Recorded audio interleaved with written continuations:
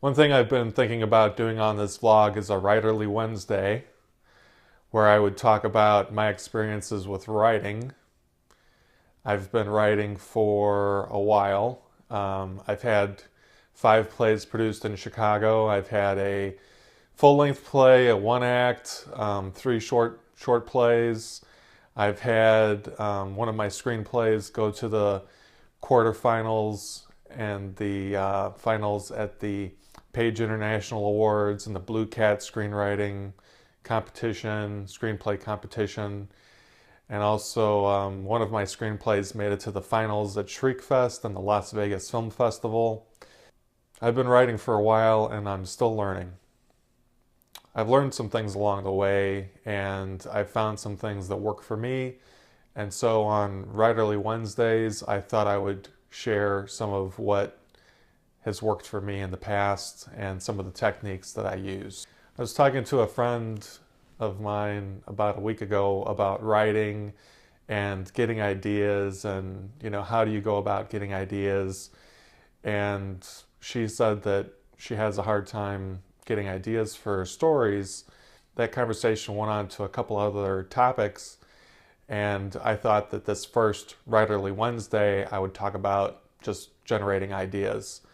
I know that when you're first writing that it can be very difficult to just think of something.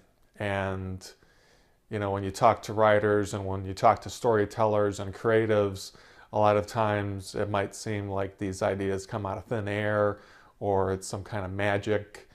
And the truth of it is that I've been working at this stuff for a long time. I first started writing about 24 years ago.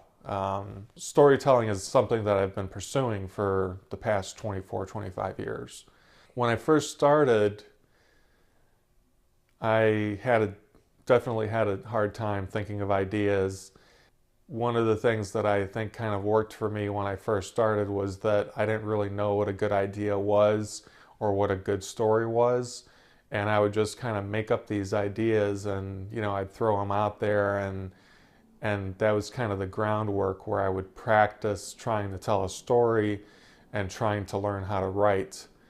Um, Actually, when I was about 16, I had the idea for my first novel, and so from the ages of 16 to 17, I kept a notebook where I would throw in all of my ideas for this novel, and I would throw in ideas about characters and the world that the characters live in and all this stuff. And it was inspired by a lot of the fantasy novels that I had read, when I was younger, like Through the Looking Glass and Alice in Wonderland and a bunch of other kind of fantastical worlds. And by no stretch of the imagination was that novel any good. However, I worked on that thing for probably 4 or 5 years. I went from having a notebook full of ideas to setting about writing a first draft on a typewriter, and then from there editing that draft, and then going through about 4 or 5 different drafts of that first novel. No one will probably ever see this thing, this monstrosity. I won't even mention the name of it because even the name is bad. However, I think that putting in that time kind of, it helped me learn how to write. It helped me learn how to put in the time. I think the first thing to ask yourself is what kind of stories and what kind of genres inspire you? What kind of stories do you want to tell? When I was first writing, I was interested in fantasy and sci-fi and horror. The other thing to think about when you're trying to think of ideas of what to write about is what do you want to say? What do you want to say about the life that you lead or the world from your perspective? Those are very important and valuable things. I mean, that goes into the writer's voice, and all that's fine and good, but brass tacks, how do you get ideas? The first thing is you need time. You need to set aside time to not think about bills, not think about Twitter, not think about Instagram, not think about what happened at your job that day, not think about what you have going on at school. You need to set aside time so that you can just think and focus on what you want to write about. The most important thing is putting in time and getting rid of as much of the distractions of life as you can.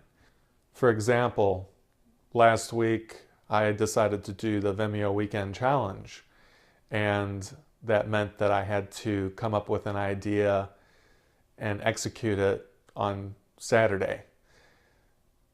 I got a call from my dad, and you know, it was a pretty interesting call, and it distracted me from what I needed to do. I had a hard time focusing on what I needed to do after I had that conversation with my dad. So I left the house, went to the coffee shop, got myself a cup of coffee, went and sat down and focused solely on the task at hand, which was working on a script for the Vimeo Weekend Challenge this past weekend.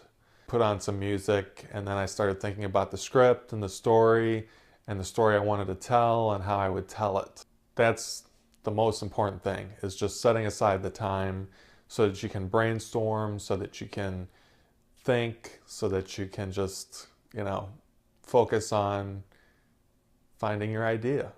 When I was younger, when I first started writing, one of the things that I did was I made a call. I said, ideas like raindrops.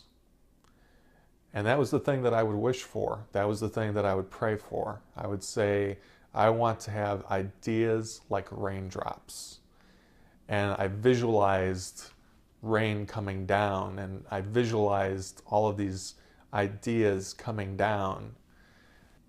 I mean, it probably sounds a little bit odd, but I've got enough ideas for the next 10 to 20 years.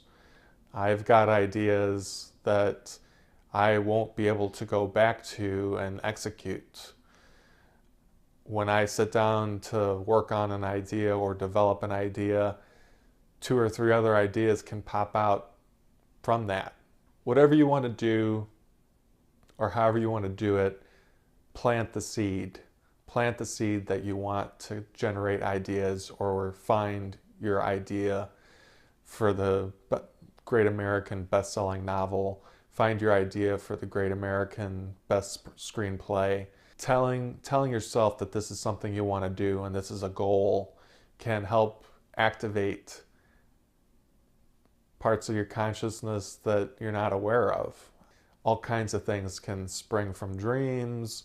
You just don't know where these things are going to come from. And actually with copywriting, I might get an assignment, oh, you need to do X, Y, and Z. And so then in the moment, I won't have any ideas of how to solve that or how to approach it. And so then I'll just sleep on it. And then the next day, when I set aside my time to write or to create, think about the idea, things just kind of sprout out from I don't know where.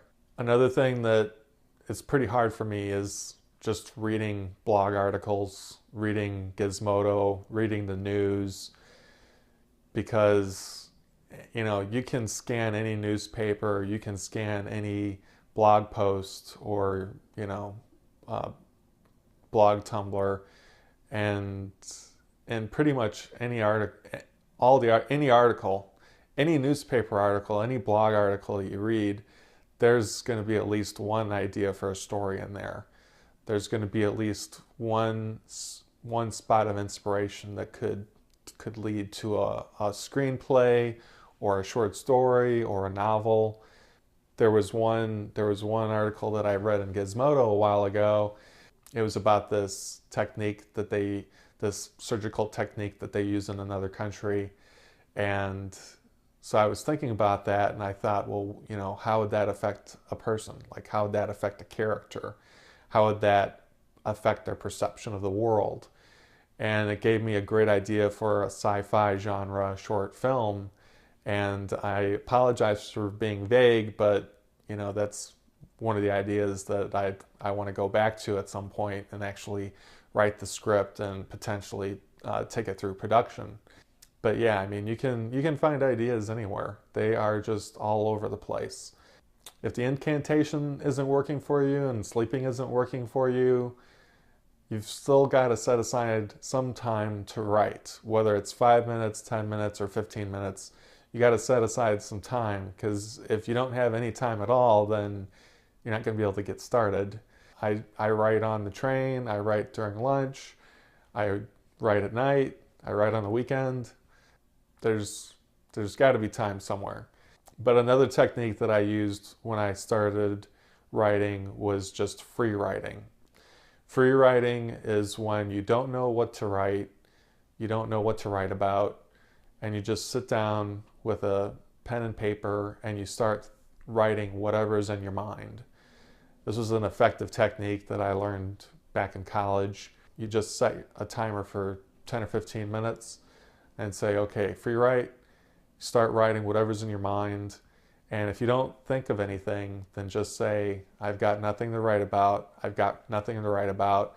And then write, I've got something to write about. I've got something to write about. And just keep going until something clicks, until something comes out. You've got ideas in you. There's a wealth of ideas that you just need to tap. You just need to tap the surface. They're in there. You just need to access it. Another thing that I use to access ideas or to help me get into the zone where I can create is listening to music. About 5 or 6 years ago, I was working with a couple other creatives, and we were working on creating a short film at a specific location. My role in that team was to come up with the idea and come up with the script, and I shared my ideas with the other members of the creative team.